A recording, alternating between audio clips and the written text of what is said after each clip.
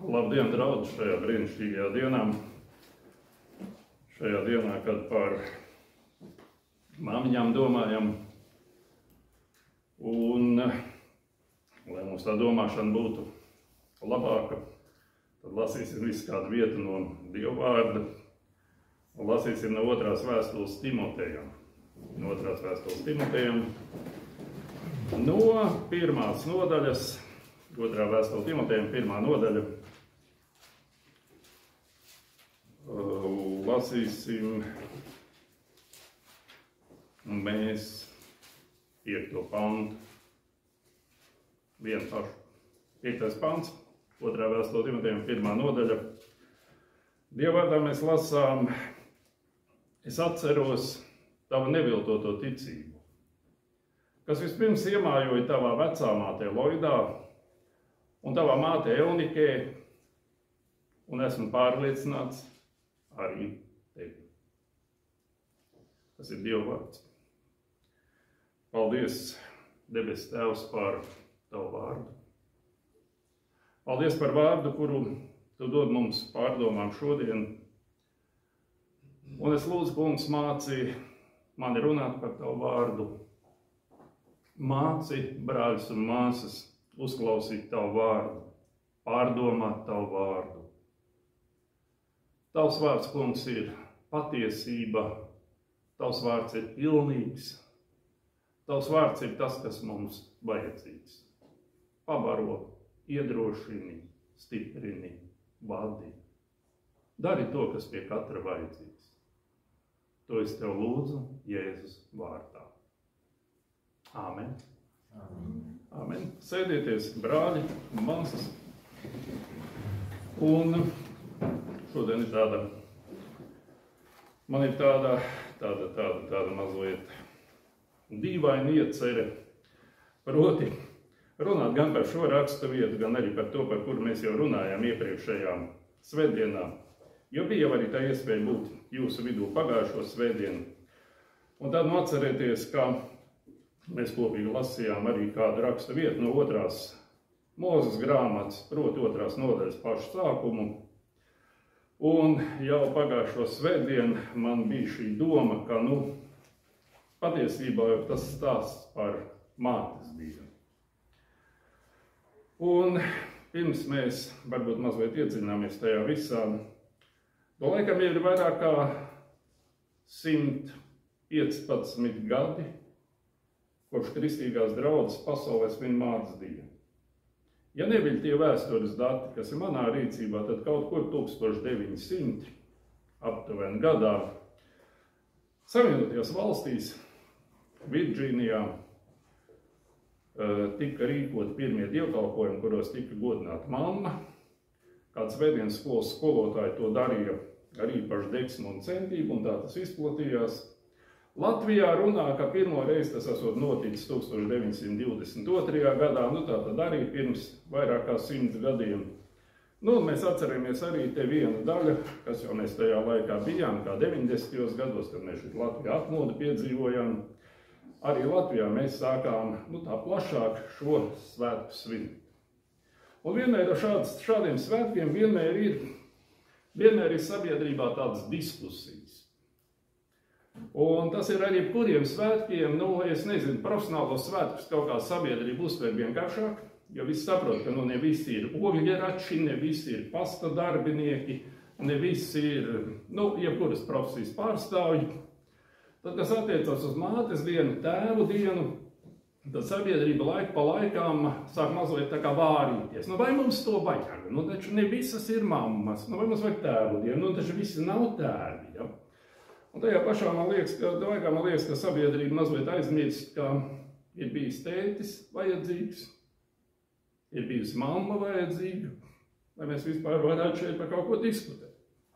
Jo nebūtu tēti un nebūtu mammas, tad mūs arī te nebūtu. Un tieši tāpēc, lai svinam mātes dienu, neatkarīgi no tā, kas mēs esam, kādi mēs esam, vai mēs esam dēli, vai arī tēvi, vai mēs esam meitas, vai arī mātes, mums visiem ir svarīgi par šo domāt un runāt. Jo tā ir tā Dieva kārtība, ko viņš ir iekārtojis. Lai uz kurienu neiet pasauli, ko nedomātu pasauli. Tā ir Dieva kārtība, kur šajā pasaulē ir. Un tāpēc patiesībā runājot par tētīm mamām, mēs faktiski domājam par šo Dieva kārtību šajā pasaulē. Kas tad ir tie svarīgākie uzdevumi, kas jāizdara tētim un mammai? Kas tad ir tie svarīgākie uzdevumi Dieva plānā, kas jāizdara tētim un mammai? Un ja mēs tā vienkārši ļoti īsti savākam kopā, radīt, audzināt, palaist, atlaist. Jo vīrs atstās tēvu un māti, pieķersies sievai, ja būs viena miesa. Rakstvieta, ko mēs ļoti labi zinām. Tie bija uzdevumi, kas bija jāveic Jēzus mammai, Marijai, kur parasti domājot par mātes dienu, atceramies un pieminam.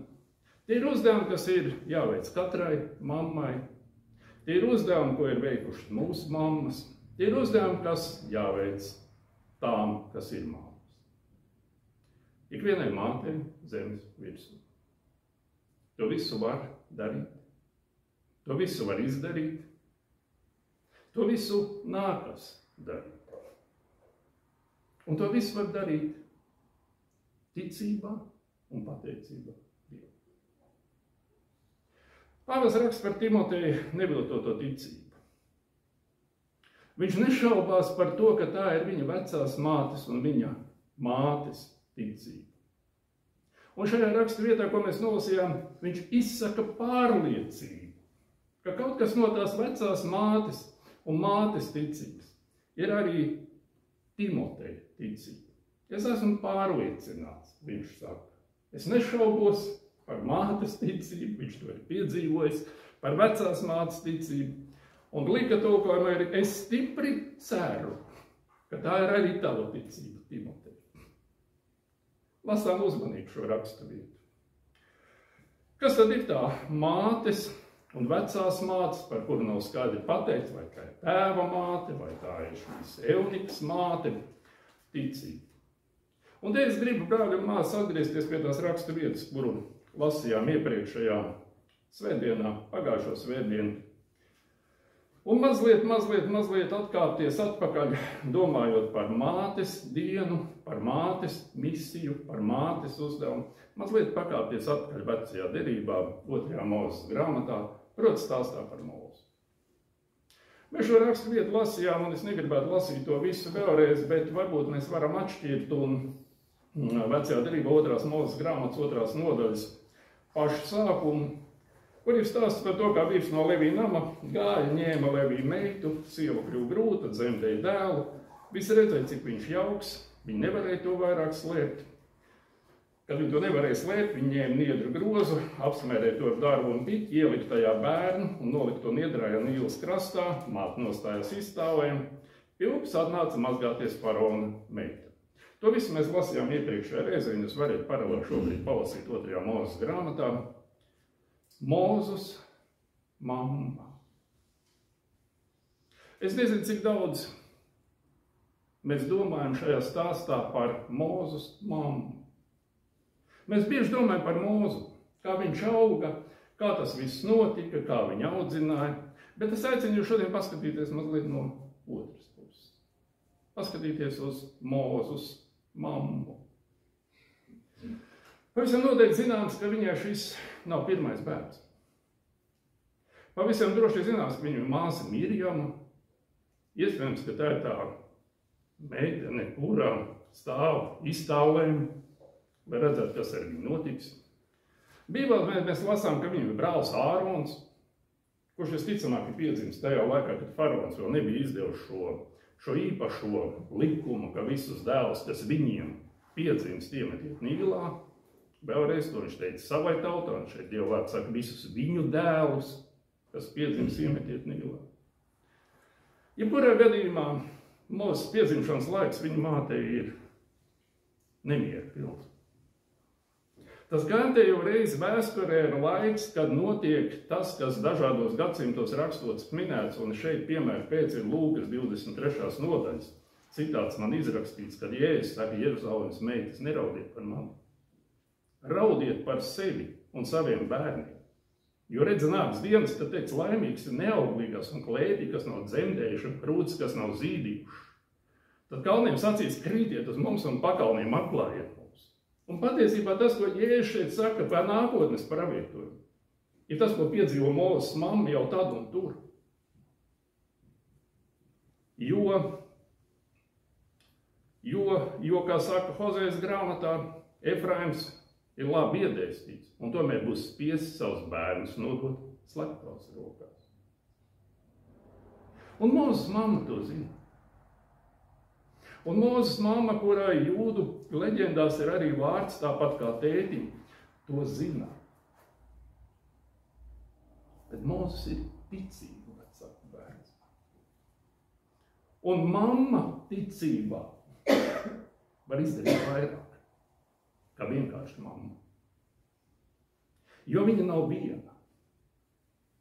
Viņa ir kopā ar savu Dievu, un šodien mēs lasījām rakstu vietu no Mateja evaņģēlija. Mēs nolasījām un pārdomājām pantus, bet tur ir nākamais pants. Un tas pants iet kopā ar to, ko mēs pašlaik runājam. Tā pantā ir teicis, un kas uzņem vienu šādu bērniņu manā vārdā, tas uzņem mani. Kas uzņem bērniņu Dieva vārdā, uzņem Dievu. Jēzus ir Dievs. Un Mozes mamma uzņem Mozu ticībā Dieva vārdā. Un tāpēc viņa var izdarīt vairāk kā vienkārši mamma. Viņš ir ticīgi vecāks bērns, un jūdu vēsturnieks saka, ka apgraizot tēvs viņam ir devis vārdu Joahims. Jebkurā gadījumā, tad, kad faraona meita ieraug šo puisīti, viņai nav šaubu, pie kādas ticības pieder viņa vecāki. Un par piederību pie konkrētās tautas. No loģikas viedokļa, lai bērnu paglābtu, droši vien būtu neapšaisīt. No ticības viedokļa, sekojot ticībā, apgraizīt. Dievam jāklaus vairāk nekā cilvēkiem. Un tāpēc vecāki slēpj mazo Mozu 3 mēnešus ticībā. Viņi to nedara tikai instinktu dēļ. Viņi to dara ticības dēļ. Un es to izdomāju. Dieva vārds vēstulē Ebrejiem 11. nodaļā mums saka, ticībā vecāki slēpa Mozu 3 mēnešus pēc dzimšanas. Jo redzēja, ka bērns ir neparasti jauks. Tie nebijās pat no valdnieka pavēles. Un vēl kādu lietu stāstā par Mozu. Mēs nelasām par Mozes tēti. Stāsts par tēti beidzās tajā brīdī, kad vīrs no Levija nama gāja un ņēma Levija meitu, un tā tapa grūti. Mozes grāmatā vairāk tētis šajā daļā nav pieminēts. Un kad sieva vairs nevarēja, un kad mamma vairs nevarēja ilgāk slēpt, mēs nezinām, ko par to domāja tētis. Dieva vārdā nav uzrakstīts. Kad mamma zināja, ka viņa vairs nevar ilgāk slēpt. Viņa izdarīja tieši to, ko faraons bija noteicis. Ko bija faraons noteicis? Viss viņa dēls, kas piedzims, iemetiet Nīlā. Mamma iemetā mazo Mozu Nīlā. Saudzīgi, ūdens necaurvaļīgā šķirstiņā. Jo mamma nevis vienkārši klausīja pavēli, bet mamma ticēja Dievam. Un ticībā mamma mazo Mozu ielika Nīlā, strateģiski pareizā vietā, strateģiski pareizā veidā, strateģiski pareizā laikā, un ir strateģiski pareiza māsu, kur pieskatīja. Jā, ticībā. Un tomēr tas vienmēr ir risks. Tas vienmēr ir jautājums, vai es kā māte, vai es kā tēvs vēl kaut ko varēju darīt. Varbūt vēl kādu nedēļu slēpt. Varbūt būt gudrākam, viltīgākam, kaut kādā veidā rīkoties. Ja tā būtu iespēja parūpēties par bērnu, tad tas, ko viņi dara, būtu Dieva zaimošana. Saka, nu viņš jau parūpēsies. Kas tam man? Ko tad es? Ja. Un tas vienmēr ir risks, un tas vienmēr ir jautājums, un ticība vienmēr ir risks. Brāļi un māsas, jebkurš ticības darbs ir riskants. Un tāpēc mēs bieži baidāmies būt pazemīgi, un tāpēc mēs bieži baidāmies kaut ko darīt, jo tas ir risks. Ticībā vienmēr ir risks. Un Esteras grāmatā Estera, atcerieties, ko atbild Mordokajam. Saka, ej pulcini visus jūdus, ko atrodas uzās, gavējiet manis dēļ. 3 dienas neēdiet, nedzeriet, ne nakti, ne dienu, es arī gavēšu. Es iešu pie ķēniņa. Kaut arī tas ir pret likumu. Un ja man jāiet bojā, es aiziešu. Un tas ir Mūzes mammas prāta stāvoklis. Mēs nezinām, kā šo lēmumu viņa pieņēma. Bet lasām, kad viņa nevarēja to vairs ilgāk stēt. Tad viņa to dara. Un vēl jau vairāk. Tas ir paraugs tam, kā mēs katrs varam savu bērnu nākotni un labklājību uzticēt vienīgi Dievam. Un tas ir tas, kas kādreiz ir izdarāms vecākiem, tad, kad mūsu bērni dibina savas ģimenes vai aiziet kaut kur pasaulē, atdalās no mums. Mūzes mammai bija doti 3 mēneši. Radīt, audzināt, palīdz. Un tālāk ir varianti. Bats, straume, krokodils. Tie visi ir reāli varianti. Nīlā. Bet Dievs stāstā par Mūzu. Ieved otru māti. Un otra mamma, jeb svešā mamma, ir mamma, kur es šodien gribu pieminēt. Mātes dienā. Lai mēs nesaskatāmies tikai uz tām vienām mamām. Daudziem cilvēkiem pasaulē ir otrā māte. Svešā māte, pamāte, audžu māte. Mums tautas dziesmās un folklorā ir pilns sižets par ļaunām pamātēm. Un nevajag tautas dziesmas. Ja mēs paskatāmies televīziju un paklausāmies radio un palasām avīzes, mums ir pietiekami daudz sižetu par ļaunām audžu mātēm, par ļaunām audžu ģimenēm. Laik pa laikam mēs to visu masu saziņā redzam un lasām. Un tajā pašā laikā tā ir folklora un tie ir atsevišķi gadījumi, kas piesaista žurnālistu uzmanību. Mēs domājam, katrs varam nosaukt kādu no audžu vecākiem. Kaut kuru sev blakus tūmā, varbūt paši savā dzimtā. Kas rūpējas, kas atbildīgi, paldies Dievam liela daļa arī dievbīgi, ticīgi. Rūpējas par tiem, kuriem kaut kādu iemeslu pēc vairs nav pirmās mammas. Mēs šeit nelasām par ticību. Mēs lasām par pirmās mammas ticību, faraona meitas ticību mēs nelasām. Dieva vadībā bērns raud īstajā laikā, bērns raud īstajā vietā, uz kuru Dievs faraona meiti ir atvedis. Un pēc kultūras un audzināšanas viņai vajadzētu izmest bērnu. Un tajā pašā laikā Dievs vada gan Mūzes vecākus, gan Nīlas straumi, gan faraona meitu, lai īstenot plānu sasniegt savu mērķi. Un tāpēc mēs varam mācīties no šīs vietas, ka Dievs var dot draugus un atbalstīties arī ienaidnieku vidū.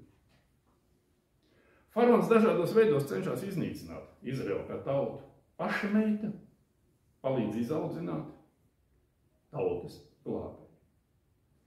Bet ir vēl svarīgāk vēl kāda lieta, ka izmantojot gan Mūzes ģimenes ticību, gan faraona meitas vajadzību, Dievs sakārto, kā Mūzes māte varētu viņu mācīt. Un viņa dabū atpakaļ. Un Bībele daudz runā par to, ka tu dabūsi atpakaļ. Ja tu nodod Dieva rokās, tu dabūsi atpakaļ, tu dabūsi gandarību, tu dabūsi, es negribu lietot vārdu kompensāciju, tas nav pareizi. Tu dabūsi gandarību. Dievs ataugo viņas ticību, un gan tad par to, ka viņa gan slēpus, gan arī īstajā brīdī palaidus upē. Un redziet, Dievs ataugo māti, kas ir mātes vārdu cienīgi. Un te man nāk prātā gudrais Zalamans un 1. ķēniņa grāmata 3. nodaļa. Kur šīs 2 sievas un 1 bērns. Un Zalamanam ir jaunam valdniekam tajā brīdī Zalamanam ir jāizlēm. Kur ir īstā māte? Atcerieties, ko saka Zalamans. Viņš saka, nesiet zobē. Certiet uz pusē. Atdodiet pusi vienai, pusi otrai. Un viena saka, jā, certiet. Un otrs saka, nē. Un Zalamans saka, dodiet viņu. Viņa ir māte. Un viņa atgūst savu dēlu dzīvi. Un Mūzes māte atgūst savu dēlu atkal uz kādu laiku. Jo tāpat jau būs jāpalaiž pasauli. Dzīve. Un bez šaubām tas ir tas laiks, kad Mūzes uzzina gan par tēvu Dievu, gan saprot, ka ebreji ir tautieši. Un tad sekos tas, par ko mēs iepriekšējā reizē runājam. Viņš saprot, ka tā ir viņa tauta. Bet laiks rit savu gaitu, bērns paaugās, viņa atdeva to faraona meitai, un viņš bija tai par dēlu. Un viņi to nosauc vārdā Mūzes sacīdam, jo no ūdens es viņu izvilku. Un otrā māte, svešā māte, kas tikko vēl tikai pieskārās šūpulim, vai precīzāk šķirstam, ienāk Mūzes dzīvē. Mēs neko daudz nezinām par faraona meitu. Mēs katrs varam iedomāties, kā tas izskatījās, kāda viņa bija, un mēs parasti ar garu acīm varam saskatīt to, ko paši vēlamies. Un parasti acis priekšā šādos gadījumos nostājās tās jaunas, brīvas sievietes tēls, varbūt tur, teiksim, jaunās Marijas vecumā, varbūt jaunāka, varbūt vecāka. Un atkal, šis nav rakstīts Dieva vārdā, bet tas ir iespējams. Jo atkal, ja mēs paskatāmies vēsturnieku stāstus, tad tur ir rakstīts, ka meita bija faraona vienīgais bērns. Un nav man ziņu, neesmu atradzis, vai viņa bija precēta, nebija precēta, bet skaidrs viens. Savu bērnu viņai nebija. Un ļoti iespējams, fiziski nemaz nevarēja būt. Tieši tāpēc Mūzes tiek pieņemts kā mantinieks šajā ģimenē. Apgūst zinātni, apgūst to, ko var iemācīt gudra, bet neticīga māte. Bet Mūzam ir Dieva plānā īpaša vieta. Un vēl viņam ir īstās mātes vadībā iegūtie ticības pamati. Tās ticības, kuras dēļ Mūzes 11. nodaļa ebrejiem, kad pieauga, liedzās saukt par faraona meitas dēlu, izvēlējās paciest ļaunumu kopā ar Dieva tautu, ticībā pameta Ēģipti, ticībā svinēja pasāku un veic apslacīšanu ar asinīm vai maitātājs neskat Izraēlas pirmdzimtos. Viss tas, par ko mēs varam izlasīt pēc tā. Pamats. Viena mamma, kas ieliek pamats. Otra mamma, kas iedod pasaulīgo gudrību. Viena ticībā, par otru nezinā. Un redzēt, par to mammas ticību rakstā Pāvils. Tad, kad piemina Timoteju, neliekļoto ticību, kas pa priekšu mini vecāmātē Loidā, pēc tam māte Eunikā, un esmu pārliecinājies, stipri ceru, ka mīt arī tevi. To viņš raksta Timoteju. Redzēt, nav iespējams citu vietā pieņemt Jēzu. Nav iespējams citu vietā izšķirties par ticību viņam. Bet mēs katrs varam kādus priekšdarbus veikt, lai tam citam, lai tam, kas mums uzticēts, vadīšanai, pāraudzīšanai, audzināšanai, lai tā citam šis ceļš ir vieglāks. Ir svarīgi, ka kāds to dara, un par to Pāvils arī raksta. Redziet, tāpat kā Mūzes, Timotejs nav uzaudzis ne kristīgā kultūrā, ne sākotnēji ticīgā ģimenē. Listras ir tirdzniecības pilsēta, tur goda vietā ir pavisam citi dievi, un ja mēs palasām apostoļu darbus, 14. nodaļu, kur Pāvils dziedina kādu slimu vīru, ja tad pūlis sajūsmināt kliedz, pie mums ir nokāpuši dievu cilvēku izskatās, lasu 14. nodaļu apostoļu darbos, viņi nosauc Barnabu par Zevu, Pāvilu par Hermeju, priesteris no Zeva tempļa, kas atrodas ārpus pilsētas, jau ved pie vārtiem vēršus un upurvītnes, un jau ir gatavs jau upurēt, reku dievu nokāpuši. Tā ir vide, no kuras nāk Timotejs. Tā ir vide, no kuras nāk viņa mamma. Tā ir mammai vārds Eunike. Grieķu valodu mēs neviens lāga nezinām, bet ir tāds vārds kā eistres, tātad labais stress.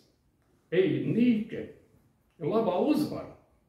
Nīkas deja, ja? Uzvaras deja. Einīke ir labā uzvara.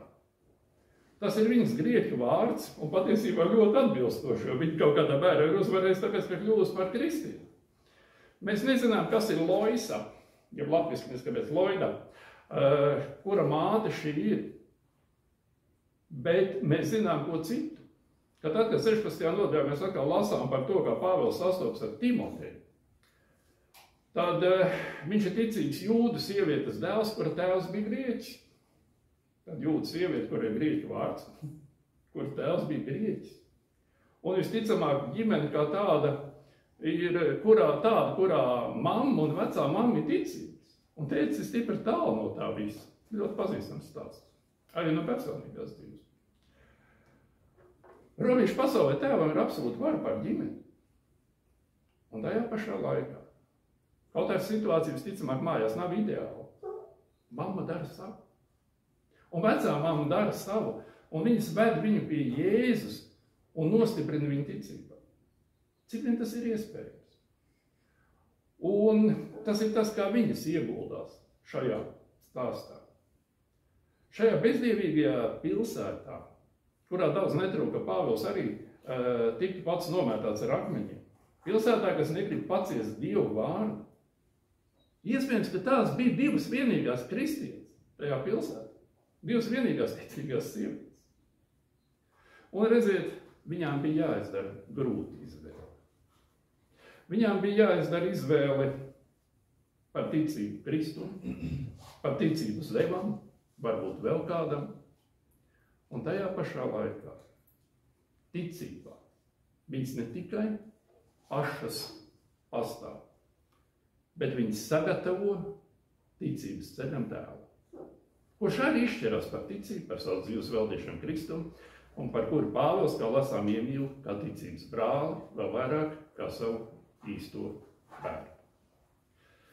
Bērnībā un jaunībā ieliktie pamati svarīgi. Laimīgi mēs tie, kuriem tie ir, laimīgi mēs tie, kuri nākuši pie Dieva pēc tam, kad viņš mūs uzrunās. Un visticamāk, no tēva grieķa Timotejam bija maz ko mācīties. Bet mēs lasām, ka mātes un vecās mātes sirdī mājo neviltota ticība. Kas tad ir neviltot? Ir neviltot ticība. Kas tad ir tas, uz ko Dieva vārds mums šodien aicina? Uz īstu ticību. Uz ticību ne tikai vārdos, uz ticību darbos. Jo redziet, bērni ļoti labi pamāca. Bērni izšķir reizēm labāk, kā mēs pieaugušie, kas kādreiz esam pārņemti par ekonomiku, politiku un daudzām citām tādām pieaugušo lietām. Bērni ļoti labi pamana, vai mēs esam patiesi savos darbos. Bērni mazāk klausās, ko mēs runājam un cik pareizi mēs sludinām. Bērni pamana, cik mūsu ticība ir patiesa un tiešām neliekuļota, neviltota vai glipa tulkojumā rakstīts bezviltība. Un ja jūs ļauni būdami, rakstīts Mateja evaņģēlijā, 7. nodaļa, saviem bērniem dodat labas dāvanas, tad šī diena, kad mēs, kas esam vecāki, varam padomāt, kas tad ir tās labākās dāvanas. ko domājot par saviem bērniem, mēs varam viņiem dot. Un te vairs nav runa par to, vai tie ir mazi bērni, vai tie ir lieli bērni. Tie ir mūsu bērni. Un te nav jautājumu, cik ilgi mēs to varam viņiem dot. Vai tad, kad pieauguši, tad jau viss nokavēts. Brāļi un māsas, Dievs ir mūžīgs. Un kamēr mēs dzīvojam šajā zemē un pasaulē, nekas nav nokavēts. Mēs joprojām varam stiprināt ticībā savus bērnus. Mēs joprojām varam lūgt par viņiem. Mēs joprojām varam ar savu neviltoto ticību būt viņiem piemērs, kā mēs kalpojam mūsu kungam. Un tieši tāpat kā vecāki ir vecāki, tieši tāpat arī bērni, visi vecāki mūsu dienas, paliek bērni saviem vecākiem. Un tāpēc Dieva vārds mums 2. Mūzes grāmatā sagodā savu tēvu un māti, lai tavas dienas ir ilgas tajā zemē, ko tas kungs tas Dievs tev dod. Tad ko tad darīt? Es domāju, ka mātes diena ir tā diena, kurā mēs domājam par savām ģimenēm. Gan par tām, no kurām esam nākuši, gan tām, kas ir mūsu pašu. Mēs varam kaut ko no jauna apņemties. Mēs varam apņemties kopt savu ticības dzīvi, savos darbos, savās ģimenēs. Kopā ar saviem bērniem, kopā ar saviem vecākiem, brāļiem, māsām, vecvecākiem, mazbērniem. Šī diena var būt diena, kad kaut ko atsākam vai uzsākam. Kaut ko darīt vairāk, kaut ko darīt jaunu, lūgšanas, lasīšanu, pārrunāšanu, liecības. Šī diena var būt diena, kad mēs katrs varam apņemties padziļināt savus attiecības ar Dievu, praktizēt ticību savās ģimenēs, lai mūsu bērni vai mūsu vecāki, lai arī cik jauni vai veci viņi nebūtu, ieraudzīt mūsu dzīvēs tādu pašu neliekuļotu ticību, kā Pāvils saskatīja Timoteja vecā māte Loidā, māte Eunikā, kuras to savā dzīvē izdzīvoja kopā ar Timoteju. Un, protams, šī ir diena, kad mēs varam apsveikt savas mammas. Šī ir diena, kad mēs varam pateikties savām mammām. Šī ir diena, kad mēs varam pieminēt savas mammas, tās, kuras jau ir mūžībā. Un šī ir tā diena, kad mēs varam ticībā nākt un lūgt par visām mammām. Īstajām, auģu mammām, pirmajām, otrajām, svešajām, savējām. Par visām. Visām viņām ir vajadzīgs Dieva spēks, visām viņām ir vajadzīga ticība, visām viņām ir vajadzīgs stiprinājums no mūsu kunga. Mēs varam lūgt par tām, kuras pazīst mūsu tēvu. Mēs varam lūgt par tām, kuras nepazīst, lai viņas iepazīst, lai viņas nāk pie. Mēs varam lūgt paši par sevi, lai esam pateicīgi un pazemīgi. Amen. Lūksim. Debes Tēvs, paldies, ka Tu esi iekārtojis šo pasauli tādu, ka mēs nākam tajā caur saviem vecākiem. Mēs katrs esam piedzimuši savai mammai. Un es esmu pateicīgs, kungs, par šo kārtību. Un es esmu pateicīgs par savu mammu, kuru Tu man devi. Kuru Tu man devi, lai es iepazītu šo pasauli. Kuru Tu man devi, lai es pieaugtu tajā. Kuru Tu man devi, lai es mācītos, lai es kļūtu stiprāks. Paldies, kungs, par Tavām rūpēm, kuras es piedzīvoju caur savu mammu. Piedod, kungs, kad arī viņai pāri. Piedod, kungs, ka sāpināju. Paldies, kungs, ka tu devi arī man iespēju viņu iepriecināt, arī viņu iedrošināt, arī viņu stiprināt. Paldies, kungs, par visu. Paldies, ka tu devi viņu man un mani viņu. Un es lūdzu, Tēvs, par visām mātēm. Es lūdzu, iedrošini un velc pie sevis tās, kuras tevi nepazīst, tās, kuras tevi noraida, tās, kurām tu liecies kaut kas svešs un nesaprotams. Atklājies, kungs. Caur bērniem, caur tuviniekiem, caur svešiniekiem, caur kādiem ģimenes locekļiem vai radiniekiem. Atklājies viņā. Un stiprini viņu ticību. Stiprini viņu nākšanu pie tevis. Un arī, kungs, tās māmas, kuras tevi pazīst, kurām ir kāda izšķiršanās par to, kādā brīdī ko darīt. Dod, kungs, gudrību. Dod, kungs, gudrību un dod mieru. Pār visu. Dod mieru paļāvībā uz tevi. Zinot, ka tu parādīsi, aizvedīsi, izvedīsi pēc vislabākā prāta, pēc tava prāta. Stiprini, kungs, mammas. Un šajā pasaulē, kurā ir tik daudz murgu un maldu, es lūdzu, lai aizvien vairāk nostiprinās tavs ģimenes modelis, tava iedibinātā kārtība, kurā ir tētis un mamma. To es tev lūdzu Jēzus vārdā. Amen.